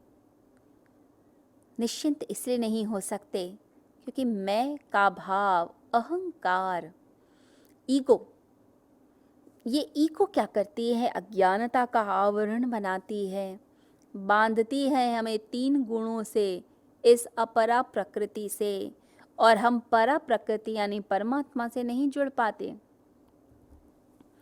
लोग निश्चिंत होना चाहते हैं लेकिन नहीं जानते वो मैं, वही जड़ है, ये बीज है जिससे अंकुरण होगा। बीज हम हैं, तो चिंता का अंकुरण हमसे ही होगा, और किससे होगा? चिंता के पौधे निकलते हैं हमसे। मैं हटते ही बीज समाप्त, चिंताएं भी समाप्त। लोग तो ये भी चिंता पाल लेते हैं कि हम चिंता से मुक्त कैसे हों। हमें तो बहुत चिंता रहती है, इस बात की भी चिंता है लोगों को। लोगों को इस बात की भी अशांति होती है कि हम अशांत हैं, परेशान है, मैं बहुत अशांत हूँ, मैं अपनी अशांति कैसे दूर करूँ, मैं शांति कैसे प्राप्त करूँ। शांति की खोज में ज़्यादातर बहुत लोग अशांत हो जाते हैं। शांति के लिए अशांत नहीं होना, भागना नहीं, बस सब कुछ छोड़ के अपना बैठना है। एक जगह स्थिर होइए, शांति अपने आप ही प्राप्त होनी शुरू हो जाती है। व्यक्ति अपने ही मक्कड़ जाल में फंसता जाता है। जैसे मकड़ी अपना जाला बनाती है और कई बार उसमें फंसती है, ऐसे ही हम भी फंस जाते हैं। तो निश्चिंत व्यक्ति तब होगा जब मैं का भाव समाप्त होने लगेगा। मैं खत्म, और अंदर ही अंदर शांति, निश्चिंतता, एक भोलापन, एक प्यारापन आने लग जाए। भगवान श्री कृष्ण की चेष्टा यही है, ये मैं का भाव मिट जाए। गुरु तो यही चाहते हैं ना। गुरु यही चाहते हैं कि शिष्य का वो जो मैं भाव है वो मिटे। शिष्य कुछ बनना चाहता है, हम शिष्य बनने के लिए ही तो आते हैं, हमें शिष्य बनना है, हमें कुछ बन के दिखाना है। गुरु कहते हैं मिटना सीखो, ईगो को गलाओ। क्या बनने की दौड़ लगा रखी है? गलाओ स्वयं को, खुश रहो, प्रसन्न रहो, आनंद में रहो। ये प्रकृति आनंद से भरी हुई है। परमात्मा सच्चिदानंद है, आनंदमय ही तो है। दुखी हो के क्या तुम परमात्मा को पाओगे? परमात्मा दुख नहीं, परमात्मा परम सुख है, परम आनंद है, उससे जुड़ो। चैप्टर 14 के जो शुरू के 3 श्लोक हैं, वो श्लोक ये बताते हैं कि जो गुरु होता है, जो भगवान होते हैं, वो कभी भी अपने शिष्य से थकते नहीं। शिष्य प्रश्न पूछता चला जाए, गुरु प्रेम से उत्तर देते चले जाएं। अर्जुन प्रश्न पूछता है और श्री कृष्ण उत्तर पे उत्तर देते जाते हैं। हमने पिछले अध्यायों में देखा कि बार बार भगवान ज्ञान की बात करते हैं, परम ज्ञान की। यहाँ इस अध्याय में भी भगवान कहते हैं मैं तुझसे परम ज्ञान की बात करूँगा। परम ज्ञान। तो शिष्य थकाने की कोशिश करता है, हर द्वार बंद करता है गुरु के सम्मुख, परंतु गुरु इतने करुणामय होते हैं कि शिष्य के भीतर किसी द्वार से प्रवेश कर जाते हैं। श्री कृष्ण भी ऐसे हैं। भगवान कहते हैं मैं तुझे परम ज्ञान दूंगा जिससे तुझे परम सिद्धि की प्राप्ति होगी। परम सिद्धि, यह अज्ञानता क्या है? कोई भोला भाला है इसका मतलब है वो अज्ञानी है? किसी को संसार की इतनी नॉलेज नहीं तो इसका मतलब है वो अज्ञानी है? या किसी को कोई बात नहीं पता तो हम उसे अज्ञानी बोल देंगे? अध्यात्म क्या कहता है अज्ञान के विषय में? क्या है अज्ञान? अज्ञानता का मतलब गैर जानकारी नहीं होता, यानी जानकारी का अभाव अज्ञानता नहीं। हाँ, गलत जानकारी अज्ञानता है, गलत नॉलेज।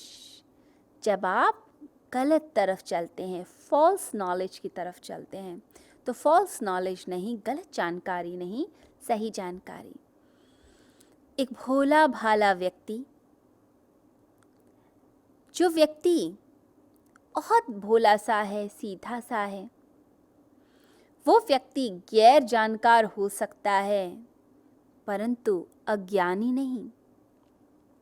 अज्ञानी का मतलब गलत जानकारी है, यानी कनिंग व्यक्ति, कपटी व्यक्ति, चालबाज व्यक्ति, चोर व्यक्ति, ऐसा व्यक्ति अज्ञानी माना गया है अध्यात्म के अंदर। जो छल कपट करता है, दूसरों के साथ छल, ठगी करना, डाका डालना, चोरी करना, ये अज्ञानता में आता है। ज्ञानी का मतलब क्या है? जो इन सब से परे चले जाता है, जो सही जानकारी की तरफ चले।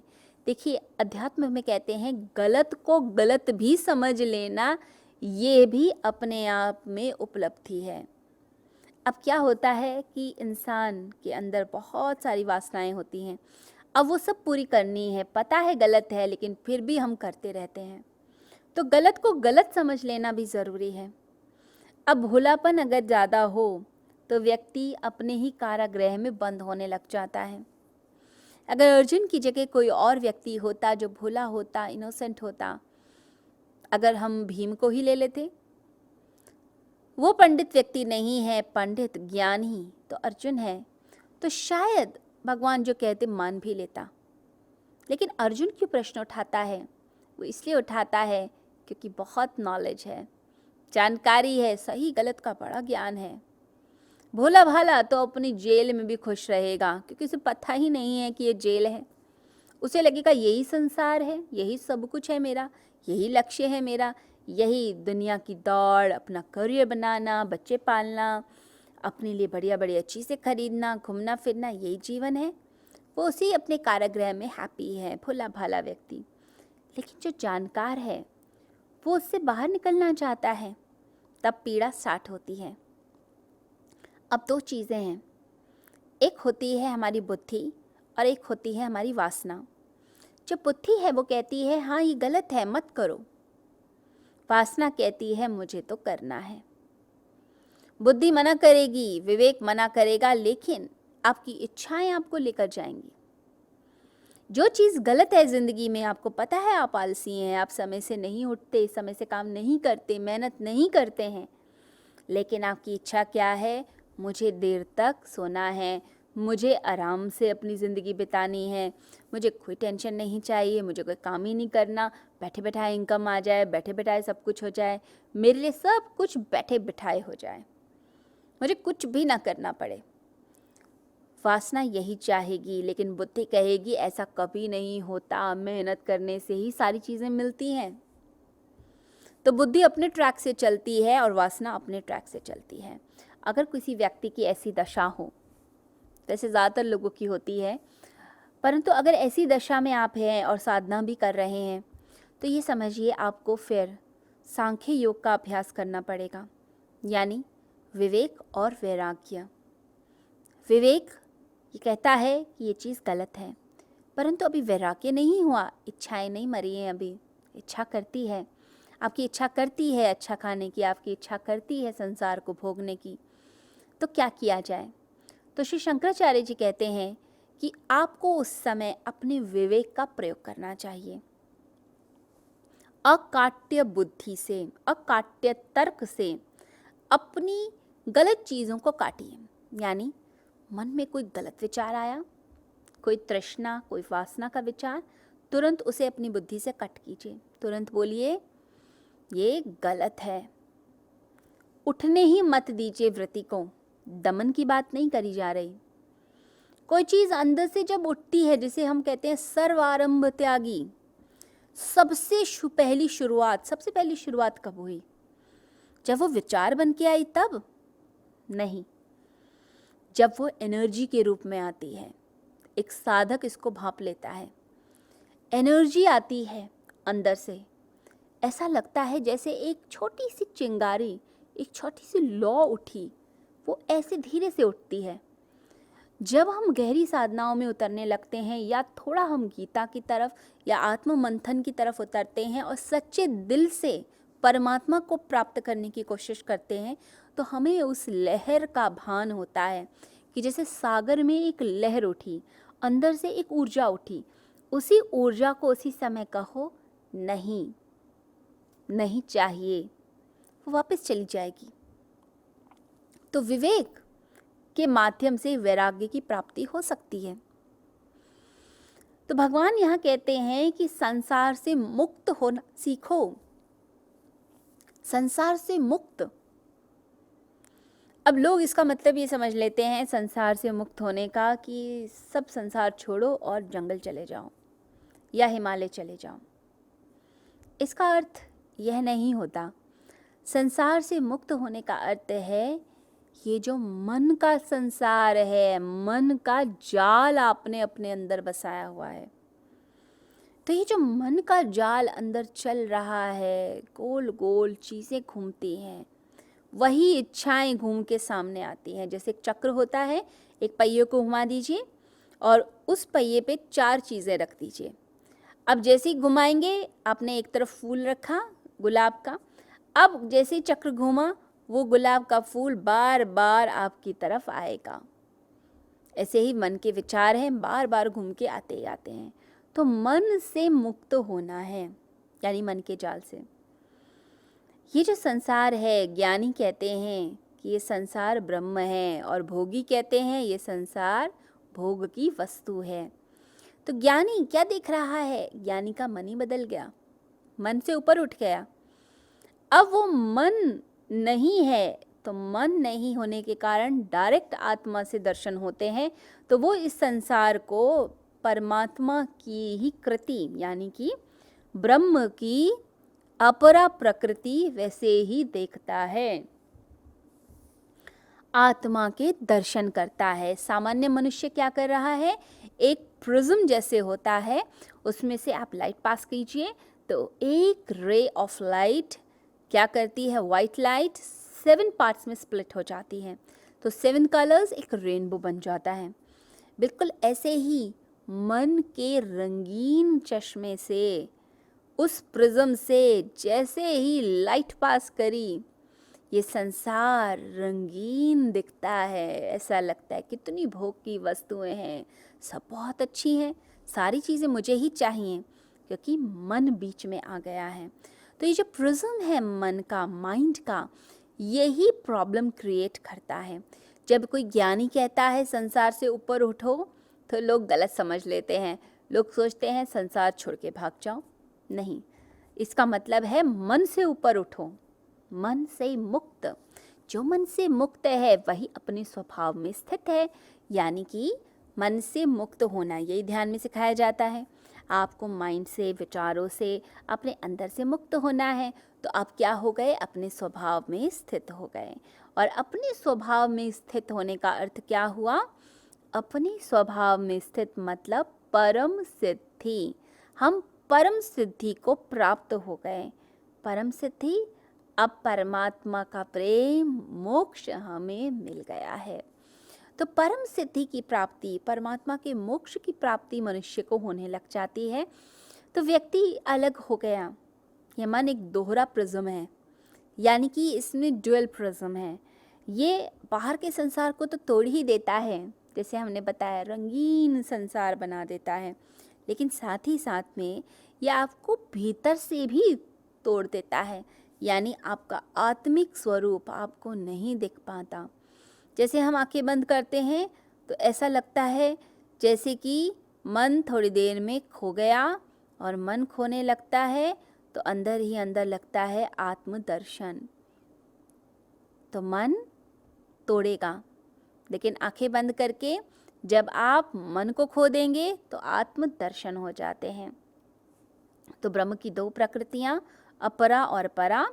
तो परा प्रकृति से हमारा जुड़ाव होता है, अपरा को हम छोड़ बैठते हैं। मन क्या करता है? बाहर से एग्जिस्टेंस को भी तोड़ता है, अंदर से भी तोड़ता है। अगर हम इस संसार को देखें, जिसके बारे में कहा गया है मुक्त होना, संसार को चक्र भी कहते हैं। ठीक है, तो ये चक्र कैसा है? ये चक्र जो गोल गोल घूमता है, गतिशील, रज के कारण गति है इसके अंदर, गोल गोल घूमता चला जाता है। और उसके अंदर अलग अलग चीज़ें आती हैं। हम देखते हैं ऋतुएं बदलती हैं, वेदर बदलता है, सर्दी, गर्मी, वसंत, सब तरीके के मौसम आते हैं, शरद आता है। तो बहुत तरीके के मौसम आते हैं, गोल गोल घूम के वापस आते हैं। सर्दियाँ पिछले साल आईं, अब भी आने वाली हैं, तो ऐसे बदलता चला जाएगा। तो संसार चक्र की तरह चलता है, ऐसे ही हमारा मन है। हमारा मन भी चक्र की तरह चलता है। बाहर का संसार एक चक्र, ऐसे ही भीतर एक चक्र है। तो मन एक चक्र की भांति घूमता है। और कमाल की बात है, जो उसके स्पाइक्स हैं, जो उसके अंदर जो आरे लगे हुए होते हैं, जो पॉइंट्स होते हैं, वो सब वापस गोल गोल घूम घूम के आते रहते हैं। तो मन में भी विचार कैसे हैं? वही घिसे पिटे विचार हैं। ऐसा लगता है विचारों की दरिद्रता है, विचार है ही नहीं हमारे अंदर। वही विचार वासना के, वही विचार लालच के, वही विचार दूसरों की चीज़ हड़पने के, वही विचार गुल गुल गुल गुल घूमते रहते हैं व्यक्ति के अंदर। एक व्यक्ति को अगर समझना हो तो उसे कहिए अपनी बातें सारी लिखना शुरू कीजिए।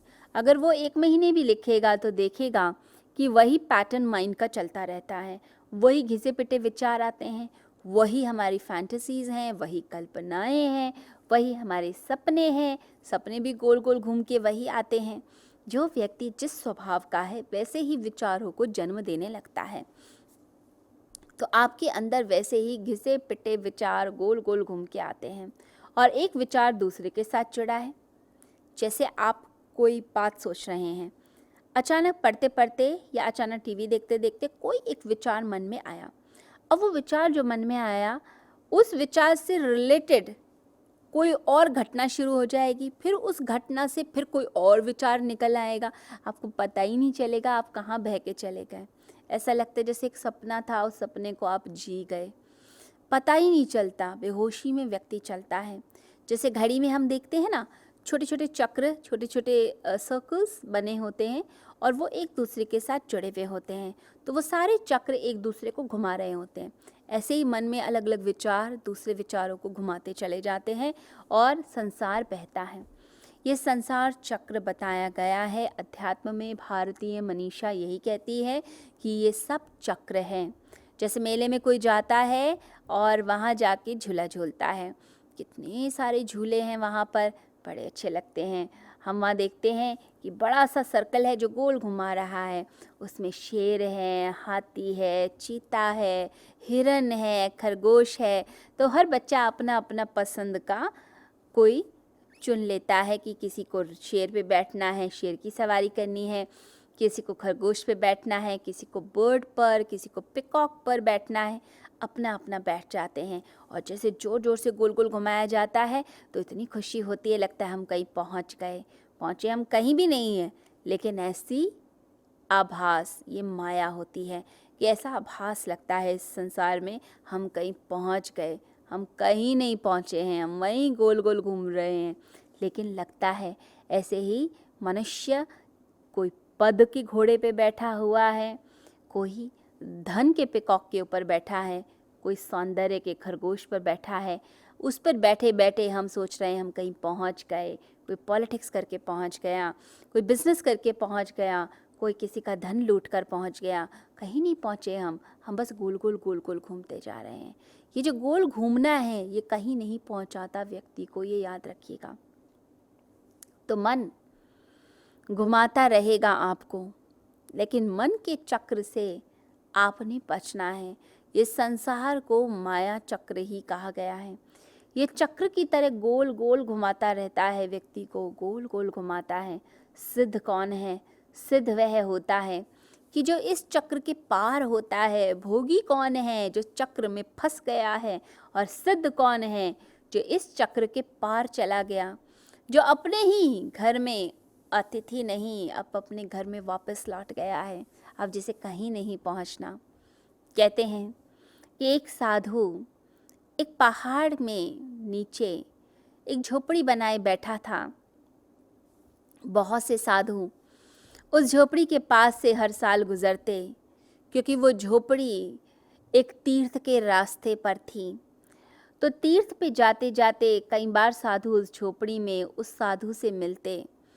तो वहाँ पर जो ऋषि रहते थे, उस ऋषि से बातें करते और साधुओं की टोली फिर आगे बढ़ जाती।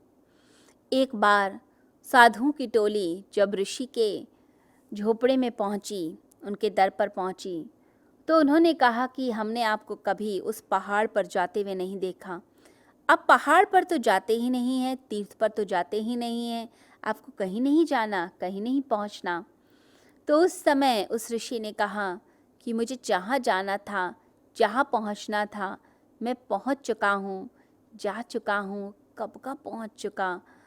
अब मैं जहाँ हूँ बस वहीं तीर्थ है, मैं जहाँ रहता हूँ वही परमात्मा का वास, वहीं अनुभव दिखता है। तो जो वासनाग्रस्त व्यक्ति होगा, इच्छाओं वाला, वही कहीं भागना चाहता है। लेकिन जो व्यक्ति वासना से ग्रस्त नहीं है, जिसे कहीं नहीं पहुंचना, जो अपने घर वापस आ गया, अब घर आ गए, अब हम शांति से बैठे हैं, अब वासना की दौड़ नहीं, अब भाग नहीं रहे।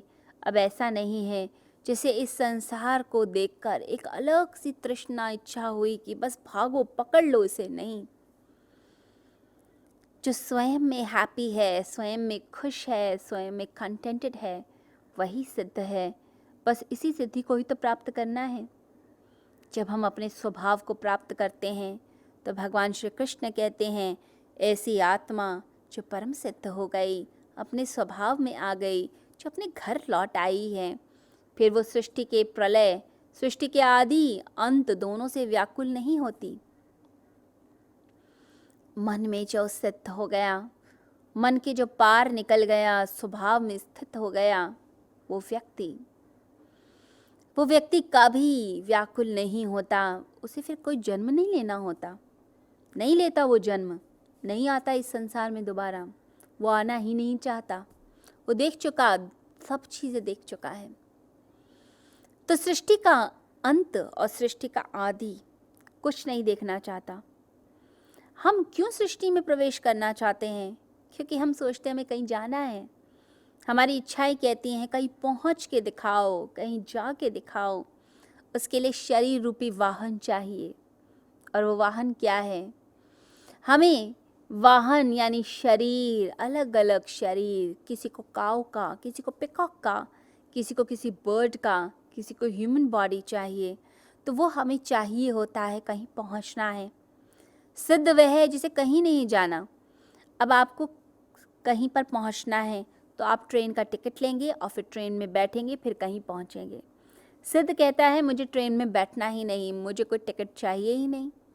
अगर आपको कहीं जाना ही नहीं, आप अपने घर में आराम से बैठे हैं, तो आप क्यों जाके टिकट लेंगे? क्यों ट्रेन में बैठेंगे? क्यों धक्का मुक्की सहेंगे? नहीं सहेंगे ना। ऐसे ही सृष्टि के द्वार पर जन्म लेने के लिए भी ऐसा ही होता है। हम जन्म लेना चाहते हैं, कहीं पहुंचना है, बहुत सारी वासनाएं हैं जिन्हें पूर्ण करना है। उन वासनाओं को देखने के लिए, भोगने के लिए ही सब कुछ हो रहा है। सृष्टि के आरंभ में जब सब कुछ समाप्त हो गया, नई सृष्टि जन्म ले गई, प्यारी सी, मनमोहक सी, जैसे नया गेम स्टार्ट हो गया, जैसे किसी का नया घर बन गया हो और गृह प्रवेश की बात हो और व्यक्ति मना कर दे। ऐसे ही हम सृष्टि में प्रवेश करते हैं, नई सृष्टि में। लेकिन सिद्ध क्या करता है? नई सृष्टि में प्रवेश नहीं करता। प्रलय के समय में भी व्याकुल नहीं होता, जब सबसे ज़्यादा दुख होते हैं। कोई एक व्यक्ति मरता है तो कितना दुख होता है। जब पूरी सृष्टि मरती है और हाहाकार होता है तो उस समय कितना भयंकर दुख होता होगा। उस भयंकर दुख की वेला के अंदर भी कोई जो व्याकुल ना हो। हाँ, किसी का दुख देखकर हम दया कर सकते हैं, परंतु व्याकुल नहीं होना चाहिए। हमें यही समझना चाहिए ये सारी जितनी भी चीज़ें हैं, ये सब गुड्डे गुड़ियों का खेल है। जैसे किसी गुड़िया की टांग टूट गई, बच्चा रोई जा रहा है, रो रहा है, परेशान है। आप क्या करेंगे?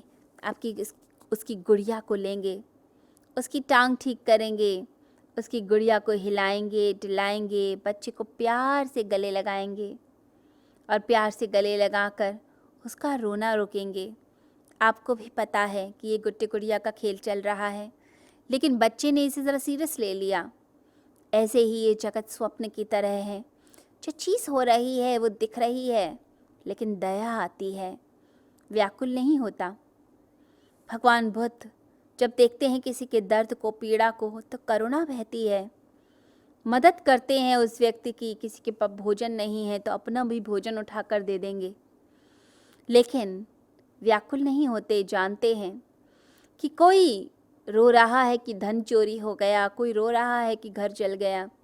वो जानते हैं कि संसार की किसी चीज़ पे मालकियत नहीं हो सकती, संसार की कोई चीज़ अपनी नहीं है, यही छूटनी है। हम क्या लेकर जाएंगे? सुई के नोक जितनी भूमि भी नहीं ले जा सकते हम, एक तिनका भी नहीं ले जा सकते। सब कुछ यहीं छोड़कर एज इट इज़ जाना पड़ता है। हम ये नहीं कह सकते मैंने इतनी मेहनत करी, इतना धन कमाया, भगवान मैं इतना धन कहाँ छोड़ के जाऊँ, वापस मुझे साथ ले जाना है, यहीं छोड़ना पड़ेगा। कितना भी धन हो, कितनी भी खूबसूरत चीज़ें आपने इकट्ठी की हों, कितनी मेहनत से इकट्ठी की हों, किसी को सौंपी भी नहीं हो तो भी छोड़ के जाना पड़ेगा। तो ऐसा व्यक्ति जो सिद्ध हो जाता है, वो संसार की किसी वस्तु को टच नहीं करता, यानी छोड़ कर चला जाता है, दोबारा जन्म नहीं लेता। तो सृष्टि का आदि अंत जो भी हो उसमें व्याकुल नहीं होता। भगवान कहते हैं ये सृष्टि योनि की तरह है और मैं चैतन्य बीज रूप में उसका स्थापन करता हूँ, मैं ही उसमें आता हूँ, प्रवेश करता हूँ। तो चेतना बीज के रूप में आती है। ये जगत स्वप्न की तरह है। इस स्वप्न के अंदर अगर देखा जाए तो प्रकृति और पुरुष है।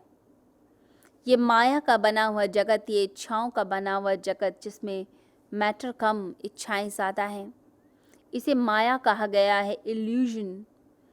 भारतीय मनीषा 3 चीज़ें बोलती हैं, एक सत्य, एक असत्य और एक माया। सत्य वो जैसे परब्रह्म, आत्मा, सत्य। असत्य जो नहीं है, जो नहीं दिखाई देता है, वो असत्य। लेकिन एक है माया जो इसका मिड पॉइंट है, यानी कि सत्य और असत्य के बीच में एक चीज़ है, वो है माया, जो सत्य की भांति लगता है लेकिन असत्य है। अब जो दिख तो रही है लेकिन है नहीं, वो माया। इस माया में ही उलझे हुए हैं हम सभी लोग। खलील जिब्रान की एक बड़ी प्रसिद्ध कथा है कि एक व्यक्ति गांव से निकला और गांव से निकलकर वह किसी बड़े से शहर में गया। वहाँ पर उसकी लैंग्वेज नहीं जानते थे लोग। गांव की लैंग्वेज अलग होती है, वहाँ की अलग थी। वो एक किसी होटल में पहुँच गया, भूख भी लगी थी। उसे लगा कोई बहुत बड़ा राजा का महल है और महाभोज हो रहा है। उसने अपनी प्लेट ली, भोजन करना शुरू करा। देखता है कि वहाँ का जो मैनेजर है वो आता है उसके पास और उसको अच्छा अच्छा भोजन सर्व कर रहा है। बड़ा खुश हो गया। थोड़ी देर में जब उससे पैसे मांगे गए, उसे समझ ही नहीं आया, लैंग्वेज ही अलग थी। तो उसे लगा कि पता नहीं कुछ क्या कह रहे हैं, शायद मेरा धन्यवाद दे रहे हैं कि मैं यहाँ भोजन करने आया। फिर उन्होंने लिख कर बिल पकड़ाया तो बड़ा खुश हो गया वो गांव का व्यक्ति कि शायद मुझे थैंक यू लिख कर दे रहे हैं, कितने अच्छे लोग हैं। जब मैनेजर को और वहाँ के स्टाफ को कुछ समझ नहीं आया तो उसने क्या किया, मैनेजर ने उस गांव के व्यक्ति को कहा मेरे साथ चलिए, इशारे में बोला और उस व्यक्ति को लेकर वो सीधे कोर्ट चले गए, मजिस्ट्रेट के पास। मजिस्ट्रेट को देखकर वो गांव का व्यक्ति इतना खुश हुआ कि ये तो राजा से मिलवाने ले जा रहे हैं, ये इतने खुश है मुझसे कि मैंने भोजन कर लिया, इसी बात से इतने प्रसन्न हैं। तो मजिस्ट्रेट के पास ले गए। मजिस्ट्रेट पूछ रहा है कुछ और व्यक्ति जवाब कुछ और भाषा में दे रहा है। किसी को कुछ समझ ही नहीं आ रहा था वो कह क्या रहा है। न गांव का व्यक्ति उनको समझ पा रहा था, न वो गांव के व्यक्ति को समझ पा रहे थे। तो क्या हुआ, मजिस्ट्रेट ने ऑर्डर दिया, ये व्यक्ति कुछ अजीब सा दिखता है, एक काम करो, इसे गधे पे बैठाओ और तख्ती लगाओ कि इस धूर्त से बच के रहना। अब उसे जैसे ही बैठाया गया तो वो गांव का व्यक्ति सोच रहा है कि अरे ये तो इतनी इज्जत दे रहे हैं कि मैंने भोजन यहाँ कर लिया कि पूरे गांव को अब बताया जा रहा है कि मैं आया हूँ स्पेशली भोजन करने, इतनी इज्जत मुझे दी जा रही है। उस व्यक्ति के गांव का एक व्यक्ति भी वहाँ पर मौजूद था। जैसे ही उसने देखा तो शर्म से आंखें नीचे की और उठकर वहाँ से चला गया। अब जो गधे पर बैठा था उसे इतना बुरा लगा, उसे लगा अरे इतनी ईर्ष्या, मेरी इतनी प्रसिद्धि हो रही है, सम्मान हो रहा है और मेरे गांव का व्यक्ति इतनी ईर्ष्या से भर गया कि चुपचाप चला गया यहाँ से। अब जब पूरी बात जब समाप्त हुई और वो अपने गांव लौटा तो गांव में जाकर बोलता है कि मेरी तो बड़ी इज्जत हुई है, मेरी तो इतनी उन्होंने खातिरदारी की, इतना अच्छा भोजन कराया, राजा से मिलाया, समाज में मुझे दिखाया। अब उस व्यक्ति के लिए जो वो सत्य है जो उसने देखा और जो असली सत्य है उसमें भेद है। जो उसने देखा, जो उसने समझा वो है माया, और जो सत्य था वो उससे भिन्न था। यही हम सब की जिंदगी में हो रहा है। जो असली चीज़ है वो हम नहीं देख पा रहे, नहीं समझ पा रहे हैं। ये संसार माया से बना हुआ, हम शरीर हैं और साथ में आत्मा भी है। प्रकृति और पुरुष के मेल से ही हम पैदा हुए। ये मेल इच्छाओं के कारण होता है और ज्ञान में इसका पता चलता है और मृत्यु में ये जोड़ टूट जाता है। बस इसी को समझना है। भगवान श्री कृष्ण जो 14th चैप्टर में समझा रहे हैं वो यही चीज़ें समझा रहे हैं कि हम उस परम ज्ञान को प्राप्त करें जिसके बाद हमारा दोबारा जन्म ही ना हो, परम सिद्धि की प्राप्ति हो जाए, हमारे को मोक्ष मिल जाए। ये चेष्टा भगवान श्री कृष्ण की इस अध्याय में है।